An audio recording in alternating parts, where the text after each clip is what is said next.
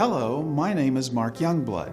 Today we're going to be learning about energy hygiene, which is how to sense, clean, and protect your energy body.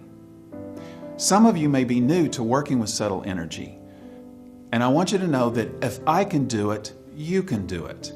I began my professional career as an accountant and a consultant, and there was a time when I couldn't sense anything about subtle energy or get in touch with my intuition.